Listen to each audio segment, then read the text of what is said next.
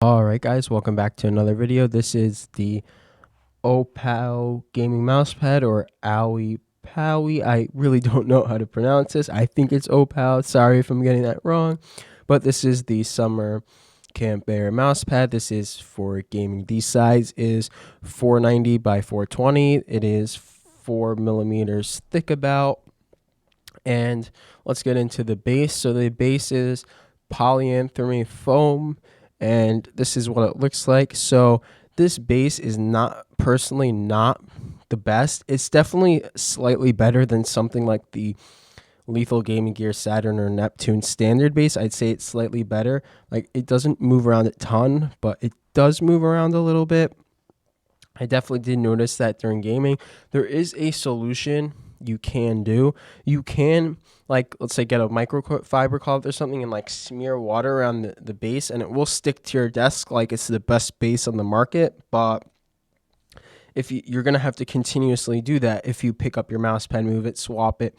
And I don't know, some desks could be damaged from that kind of moisture. I don't know, but it definitely is a solution, but it's not something you really should have to do. So yeah, the stock base, it's okay. It depends on your desk really, but there is a solution if you want it better and don't really care about putting in a little work every once in a while. In terms of surface, this is a speed pad. It is soft and it is nylon plus spandex on their site. So this pad, in my opinion, does feel kind of firm when you're actually tracking. Like, if you push down on it, it's soft, but I don't really feel like I'm pushing down and like feeling the softness of the pad. To me, while using it, it feels like kind of firm, but the feel is pretty good. It feels pretty fast. I mean, these are speed skates I have on right now. I did use a couple different skates, and all the skates on this pad I did use felt really good on the surface. The surface just felt really good tracking, and it just felt good while I was using it. So in terms of stitching, so I don't really see any stitching issues on here. There's a little thing over here, but that's probably just where it started and ended. The stitching seems pretty high quality. In terms of the flatness of the pad, this did come flat packed, but it's not fully flat on some of the corners. Like, you probably could flatten it pretty easily, but I do think it would be better if it would come perfectly flat, but it didn't really bother me. In terms of the image quality, I mean, you could see it right here. This image on this pad came out really good. I've seen some of their other pads that came out really good. I don't know if you'll be able to see this on camera. You probably wouldn't, but there are two like lines that are like going down the pad. I could barely notice it from the distance I'm looking at it right now, but if you look closely, there are two lines like that right here and here.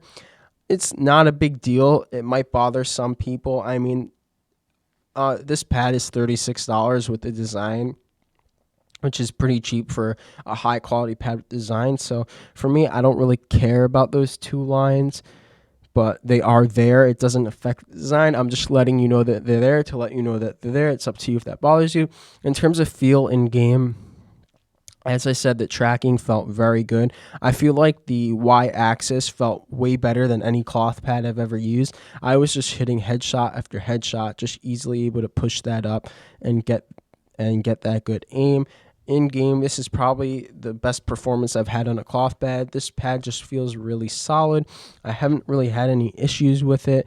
In terms of dirtiness, I've actually noticed out of every cloth pad I had, this one got the least dirty.